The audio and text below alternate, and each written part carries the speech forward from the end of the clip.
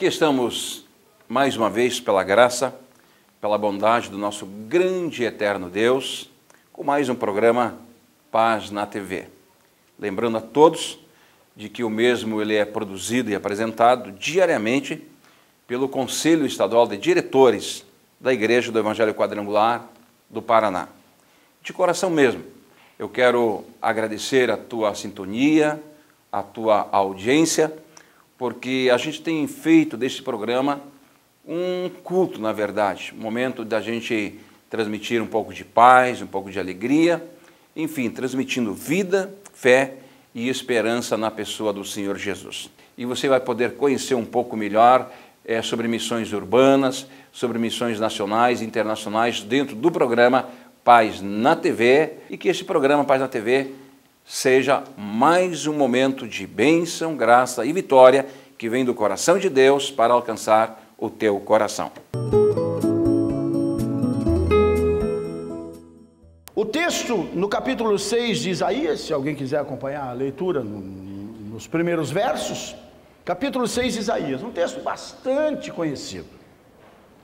No ano em que morreu o rei Uzias, diz Isaías, eu vi ao Senhor assentado sobre um alto e sublime trono, e o seu séquito enchia o templo.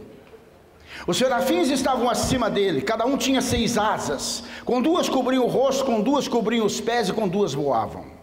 E clamavam uns para os outros, dizendo, Santo, Santo, Santo é o Senhor dos exércitos, toda a terra está cheia da sua glória.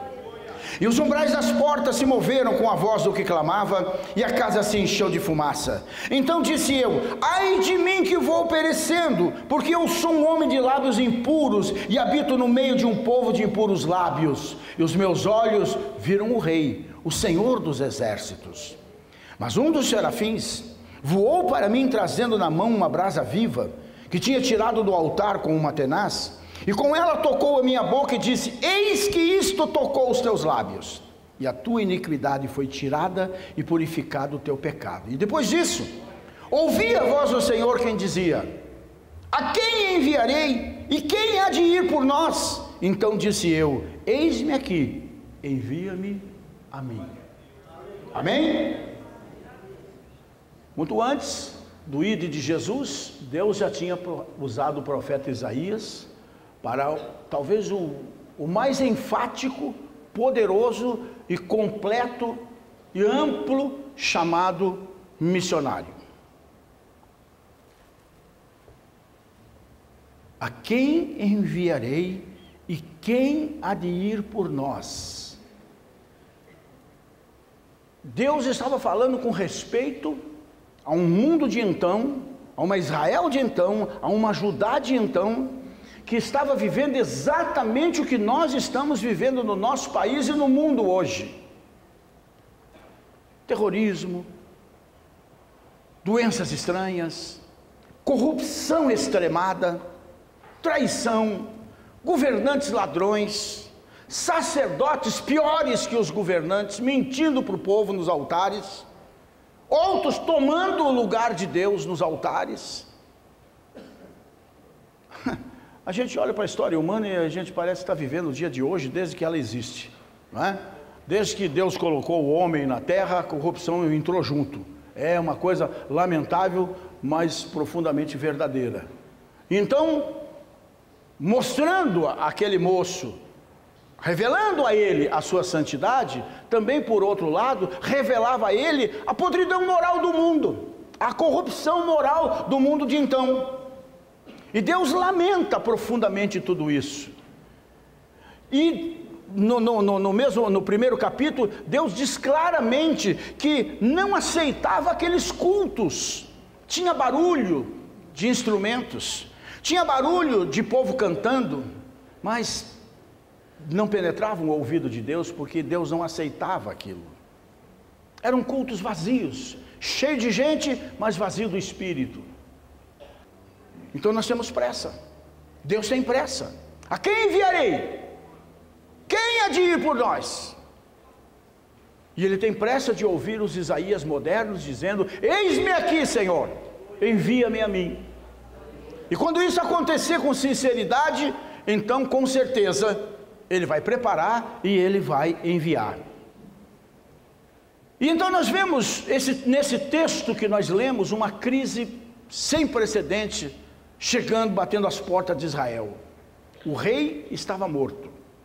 O texto começa dizendo: no ano em que morreu o rei Uzias, o rei estava morto, a nação estava evidentemente de luto. Mas o maravilhoso disso tudo, gente, nesses tempos escabrosos que nós estamos vivendo, que traz tanta preocupação para os seus pais, mas certamente traz muito mais preocupação para vocês que têm toda a vida pela frente, não é? O profeta Isaías fez uma coisa que eu preciso fazer e você precisa fazer em todo o tempo. Ele, ao invés de se desesperar, ele entrou no templo do Senhor. Então, na hora mais decisiva, ao invés de desespero, ele entra nos atos do seu Deus. E aí então ele teve, de uma certa maneira, o preparo para missões, que, como eu falei aqui, seria a chamada, o preparo e a missão. Ele teve 3 visões que mudaram a sua história completamente. E aprenda uma coisa, irmão, aprenda uma coisa, irmã, e vocês que são mais jovens. Em tempos de crise, nós sempre temos que ter a sobriedade, o bom senso de redirecionar o nosso olhar. Foi o que Deus fez com Isaías. No texto que nós lemos, dando a ele 3 visões. Primeiro fez ele olhar para cima. Segundo fez ele olhar para dentro. E depois fez ele olhar para fora. É uma mensagem clássica essa que eu estou passando para vocês nessa tarde. Mas em primeiro lugar, como disse o salmista, eleva os meus olhos para os montes. De onde me virá o socorro? O meu socorro vem do Senhor que fez os céus e a terra. Eu entendo essa passagem assim. É como os faroestinhos que eu gostava de ver, né? O sujeito entra no vale, quando ele olha em volta nas montanhas, está assim de índio. É o que ele diz: eleva os meus olhos para os montes, está cheio de guerreiros, está cheio de soldados inimigos. Como é que eu vou sair dessa? De uma maneira muito simples, levantando os olhos para cima das montanhas, porque é de lá que sempre nos virá o socorro. E então foi exatamente o que Isaías fez. No ano da morte do rei Uzias, Isaías viu o Senhor assentado sobre um alto e sublime trono. Em outras palavras, o trono da terra, do seu rei Uzias, que tinha morrido, estava vazio, mas o trono dos céus jamais estará vazio. Jamais estará vazio. A terra estava assolada pela crise, a fome estava batendo, o desemprego era em massa, mas os céus continuavam governando sem nenhuma perturbação. Aprenda uma coisa, irmão. Aprenda uma coisa, irmã. Se as coisas fugirem do teu controle, não esqueça, jamais, eu disse o quê? Jamais fugirão do controle de Deus na sua vida. Acredite nisso e viva descansado. Os homens se enchem de medo, de pânico, mas o trono de Deus, gente, jamais será abalado. E nós somos o povo que se coloca diante desse trono, sob esse trono, porque o Deus que nele habita é o mesmo Deus que habita com aqueles que têm o coração quebrantado e contrito, está escrito. Amém? Nas horas difíceis da vida, quando a tempestade vem abalando realmente nossa vida, mais do que nunca, como Isaías, precisamos entrar na casa de Deus e conhecer o Senhor que está no trono.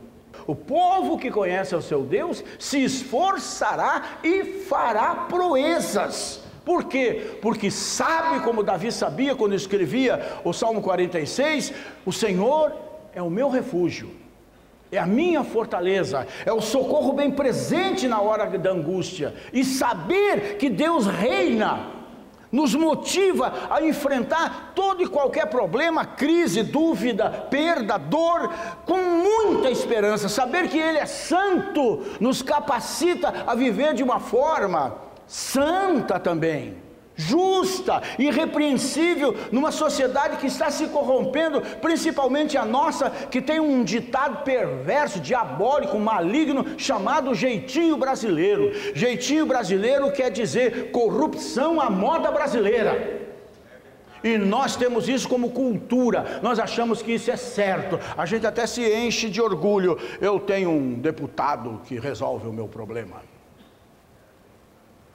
Agora, seremos mais nós quando nós dissermos: eu tenho um Deus que está acima dos meus problemas. Amém? Que resolve de fato os nossos problemas.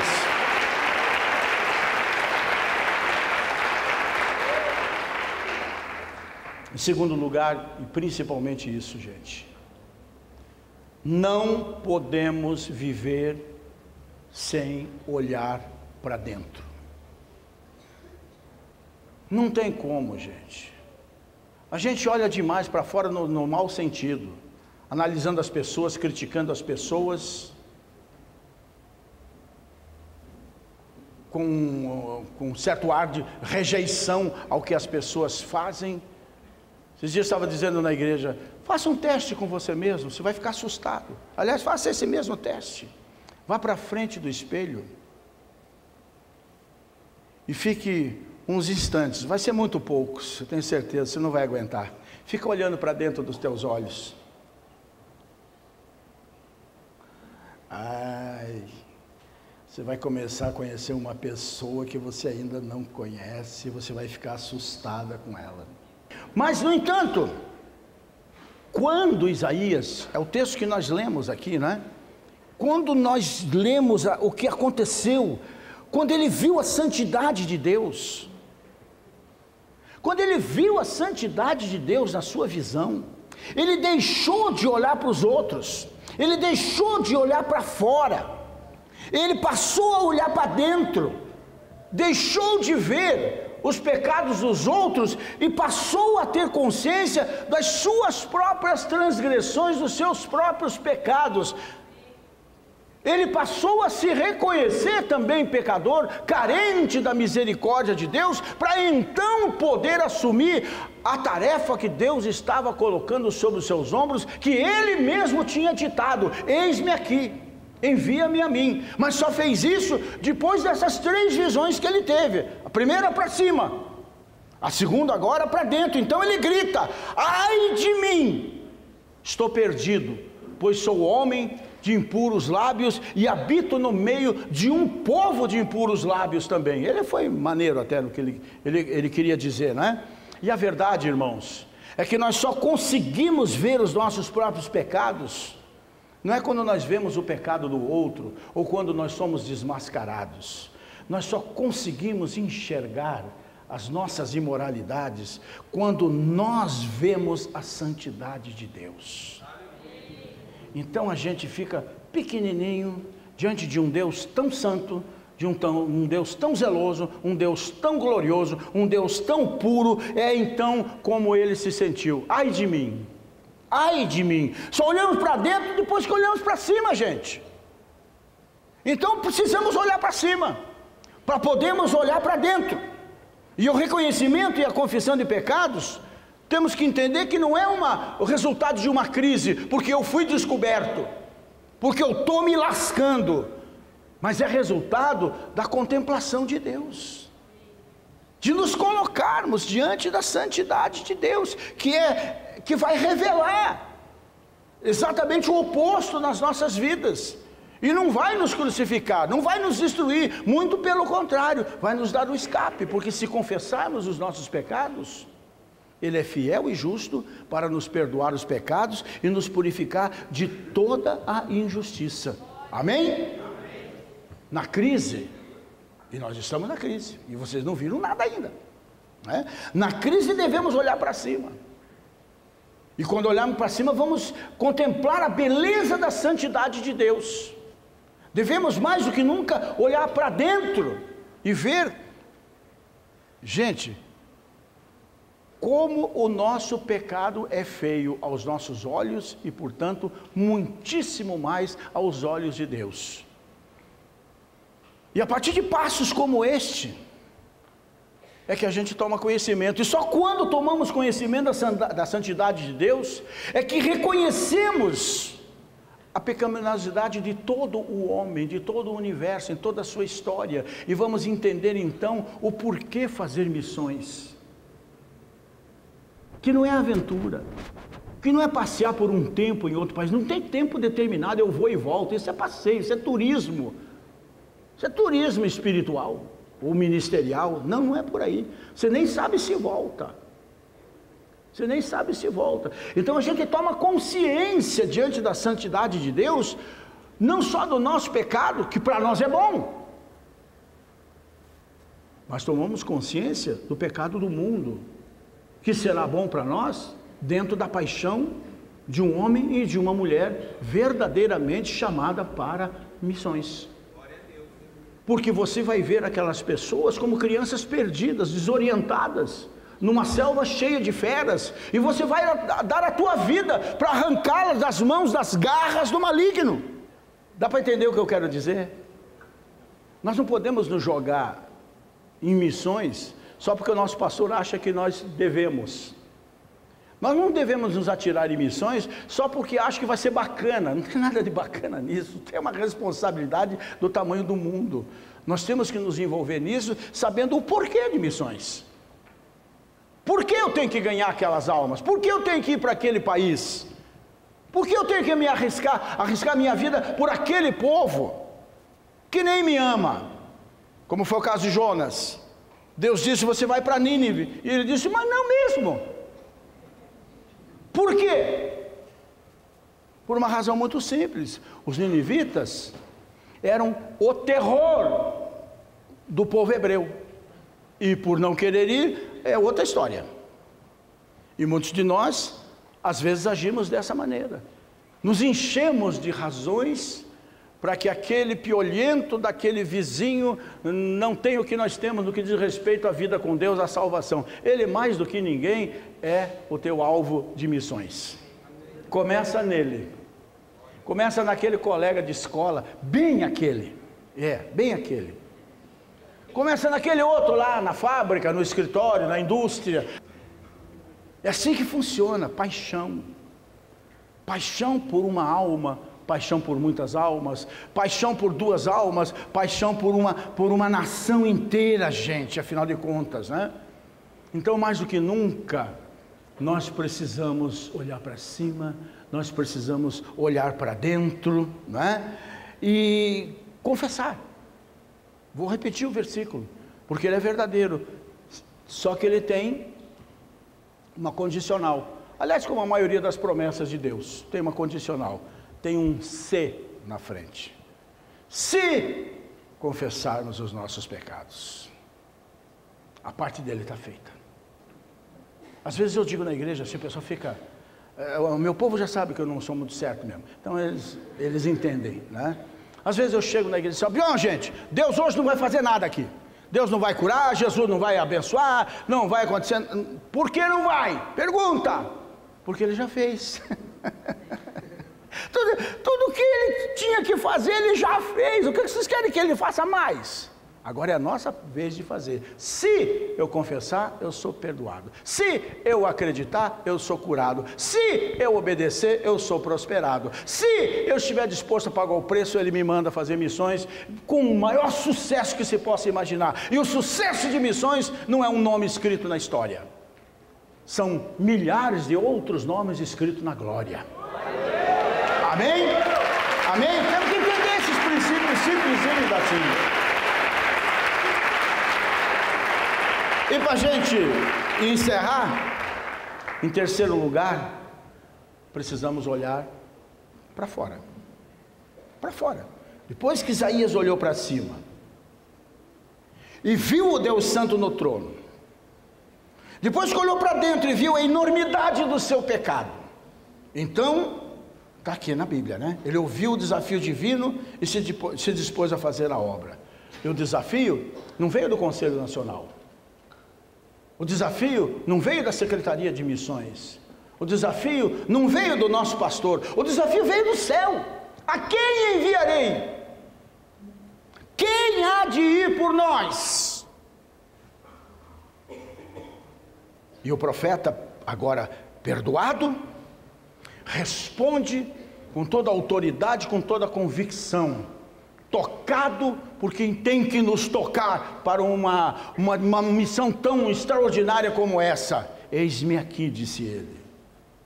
Envia o meu vizinho, envia meu pai, envia o meu pastor que está mais preparado, envia o secretário de missões que já está nesse negócio. Não, ele disse, envia-me a mim. A mim, ele disse, envia-me a mim. Gente, missão é resultado da contemplação divina e da confissão de pecados. Não é simplesmente eu vir aqui irresponsavelmente e motivar vocês a sair de qualquer jeito por aí. Vocês vão quebrar a cara. Sem chamada, sem preparo, sem missão, vocês vão ficar que nem cachorro correndo atrás do rabo, não vão chegar em lugar nenhum. Mas a partir do momento que você puder ter essa visão tripla, não tenha dúvida disso, isso aconteceu na vida de todos os grandes missionários da história. Todos, como eu disse, ingleses, americanos, alemães, escoceses, africanos, chineses, foram chamados específicos, em momentos que essa gente já tinha as suas 3 visões, porque tinha entrado no templo de Deus e tinha entrado na sua presença. Missão, eu torno a repetir, é resultado da contemplação divina, da vida com Deus, da proximidade de Deus, da intimidade com o Pai, e da confissão de pecados. Porque nós, nesse processo todo, não quero ser repetitivo, nós vamos nos achar, nós vamos nos encontrar, nós vamos nos ver como estamos, e se tomarmos atitude, nós nos veremos numa condição muito melhor e preparados 100% para então sairmos para o campo fazendo missões. O que não significa que nós não possamos ser aquilo que nós temos obrigação de ser, evangelistas. Evangelistas, nós temos obrigação de ganhar o Brasil, mas no Brasil não tem como fazer missão, nós já estamos em todos os estados brasileiros, nós temos que evangelizar, nós temos que ganhar almas, nós temos que expulsar os demônios, curar os doentes, atraí-los para ouvir a palavra, e quando pregar uma palavra consistente. Aqueles que conhecem a majestade, aqueles que conhecem a santidade de Deus. Ô pastor, mas como é que é isso? Isso é simples, meu irmão. Isso é através de... Como é que a minha mulher me conhece? Como é que eu conheço minha mulher? Como é que os meus filhos me conhecem e eu conheço meus filhos? Diálogo, comunhão, relacionamento diário. É assim. Não tem segredo. Você não precisa se crucificar aí, fazer extremos sacrifícios para chegar a Deus. Para chegar a Deus é tão fácil. Um novo e vivo caminho já foi aberto quando Jesus pendeu a cabeça sobre o peito. Amém? Aqueles que conhecem a majestade, aqueles que procuram conhecer a santidade de Deus e não ter medo, aqueles que reconhecem as suas culpas, os seus erros, os seus pecados, cometidos em atos, em pensamentos, em palavras, que os confessam, recebem o perdão, portanto, são esses que ouvem e obedecem o chamado divino para fazerem a sua obra também. Não tem esse negócio de gente no erro, gente no pecado, gente no vício, nos maus hábitos, na desonestidade e tantas outras coisas, querer fazer missões. Não tem a mínima condição. O coração é outro. O coração para missões é totalmente outro. Eu sei que hoje é difícil de conseguir isso, e alguns de vocês no interior ainda muito mais difícil. Mas por outro lado, hoje nós temos a tal da internet, né? Que alguns chamam de infernet também, né? Que tem o seu lado bom e o seu lado ruim, né? E nessa internet, se você clicar lá, Missões do Mundo, nomes de David Brainerd, ou de tantos outros missionários do passado, homens de peso, que tiveram histórias extraordinárias, desde um Martinho Lutero, né? Embora tenha sido uma coisa diferente de Lutero dentro da sua reforma, não é isso? Mas vocês vão, puxa de um, puxa de outro, vocês vão ter uma faculdade de missões e vão entender verdadeiramente o que é missões. E missões não é passear em outro país. Missões não é viver no bem bom. Missões, acima de tudo, requer dependência de Deus. Isaías, então, depois que tudo isso aconteceu, ele teve essas 3 visões, para cima, para dentro e para fora, ele deixa de ser parte da crise. Crise que estava destruindo Israel e Judá. Crise que estava diante dos seus olhos. Crise que ele vivia e sofria pelo seu povo. Então ele deixa de ser, e é isso que Deus quer fazer com a minha vida e com a sua vida no contexto atual, principalmente no Brasil. Ele quer que a gente deixe de fazer parte da vida, da crise, para ser instrumento dele para reverter a crise. Ô pastor, vou reverter a crise do Brasil? Talvez você não reverta a crise do Brasil, mas você tem capacidade, poder e unção para reverter a crise da tua família, a crise da família do lado, a crise da família da frente, a crise da vida e da família daquele que estuda ou trabalha com você. É isso que Deus quer fazer com cada um de nós. E se todos nós estivermos compenetrados disso, imagine só nós aqui, a hora que nós deixarmos de ficar olhando para a crise, e vou dizer uma coisa, hein? Toma cuidado, não se deixe enganar por todas as notícias da mídia aí, afinal de contas, né? Deixei até de assinar jornais esses dias aí, porque não quero mais toda manhã ouvindo só porcaria, né? Mas se você olhar demais para a crise, uma hora ela vai olhar para você. Ela vai olhar para você.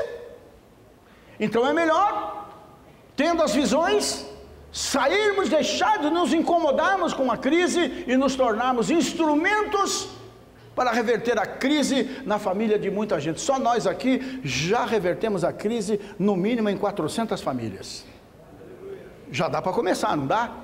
Já é alguma coisa, né? Em vez da gente ficar confuso, em vez da gente ficar assustado pela crise, erguer-se no nome de Jesus para levar um país como o nosso, ou como no caso aqui Israel e Judá, enlutados porque tinham enterrado recentemente o seu rei, a consoladora mensagem da graça de Deus em Cristo Jesus. O mundo está vivendo uma crise sem precedentes, colossal. Então está na hora de homens e mulheres chamadas por Deus saírem da crise, não dar mais atenção para a crise, não olharem mais para a crise, mas se prestarem como Isaías a ser instrumento de Deus para reverter as crises. A verdade é que a sociedade está inquieta, a sociedade, de um modo geral, está desassossegada. Gente, nesse cenário de tanta angústia, descrença, desesperança, desilusão que nós estamos vivendo, que atinge grandes, atinge pequenos, atinge ricos, atinge pobres, atinge doutor, atinge analfabeto, mais do que nunca, como igreja ou como personalidade individual, devemos e precisamos nos levantar como instrumentos de um grande Deus, para nós levarmos a mensagem da salvação em Jesus Cristo.